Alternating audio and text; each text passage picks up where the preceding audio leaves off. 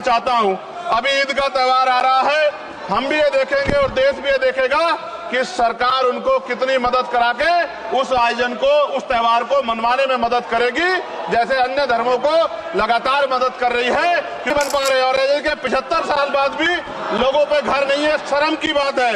नई पुरानी पेंशन बहाल की जा रही है।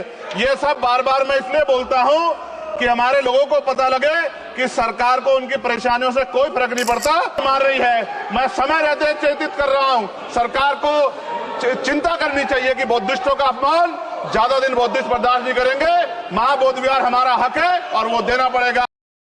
कि यह मुद्दा देश की अस्मिता और गरिमा से जुड़ा हुआ है, अतः वहां शांति व्यवस्था बहाल कर महिलाओं एवं बच्चों को सुरक्षित माहौल प्रदान किया जाए।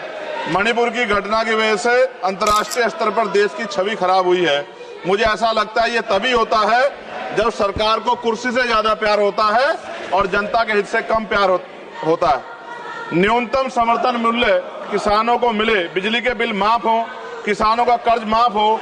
सरकार को समझना होगा कि किसान मजबूत होगा तभी देश की अर्थव्यवस्था मजबूत होगी। खाद पर सब्सिडी बढ़ाई जाए, यूरिया नहीं मिल रहा है, खाद का वितरण पारदर्शिता लाई जाए।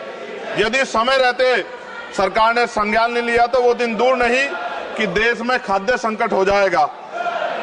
महोदया, गया में महाबौद्ध विहार प्रकरण जो है, वहां से बुद्ध समाज में चिंता है और आक्रोश भी है। सरकार उसका हल करे, बौद्धिस्टों को उनका हक दे, जैन समाज की भावना का भी सम्मान रखे और ईसाइयों में भी हमले बंद हो और बहुजन महापुरुषों के विचारों को कार्य और पाठ्यक्रम में शामिल किया जाए। आज SC/ST पे एट्रोसिटी बढ़ रही है, जातिगत भेदभाव की वजह से बारातें रोकी जा रही हैं। अभी हाल ही की घटनाओं में कई ऐसी घटनाएं हुई हैं उत्तर प्रदेश में जहां जातिगत अपमान हुआ है। नगीना लोकसभा क्षेत्र में किसानों की मुख्य आय का साधन गन्ना उत्पादन है, लेकिन न गन्ने का मूल्य में वृद्धि हुई है और न ही मिल द्वारा समय पे भुगतान किया जा रहा है। गन्ना किसान मजबूत होगा तभी ग्रामीण अर्थव्यवस्था मजबूत होगी। साथ साथ SC/ST का प्रमोशन में रिजर्वेशन नहीं दिया जा रहा है, उल्टा निजीकरण करके नौकरी खत्म की जा रही है, बैकलॉग नहीं भरा जा रहा है, पुरानी पेंशन बहाल नहीं की जा रही है।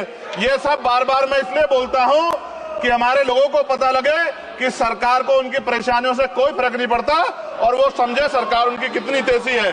प्रधान अपनी आंखों से किसी ने बरसात से बचने के लिए ईंटें लगा दी हैं, उनको मानक से बाहर कर दिया जाता है। इस वजह से वो परिवार इस सुविधा का लाभ नहीं ले पा रहे। खत्म करूंगा मैं। इस वजह से उनके घर, प्रधानमंत्री आवास योजना में जो मानक में बदलाव किया जाए उससे बहुत से पीड़ित वंचित रह जा रहे हैं। कई बार ऐसा होता है और मैंने ये देखा बन पा रहे और के 75 साल बाद भी लोगों पे घर नहीं है, शर्म की बात है।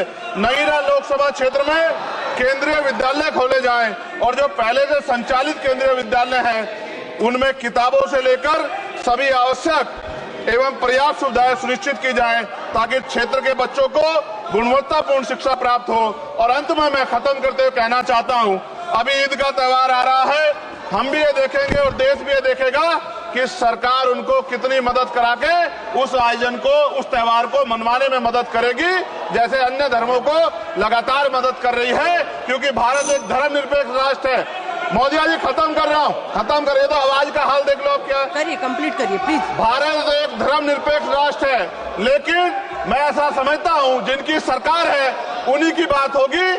मुसलमानों की, जैनों की, सिखों की, रविदासियों की और बौद्धिस्टों की जो आंदोलन कर रहे हैं और पुलिस लाठी मार रही है, मैं समय रहते चेतित कर रहा हूं, सरकार को चिंता करनी चाहिए कि बौद्धिस्टों का अपमान ज्यादा दिन बौद्धिस्ट बर्दाश्त नहीं करेंगे। महाबौद्ध विहार हमारा हक है और वो देना पड़ेगा। आपका बहुत बहुत धन्यवाद। जय भीम, जय भारत।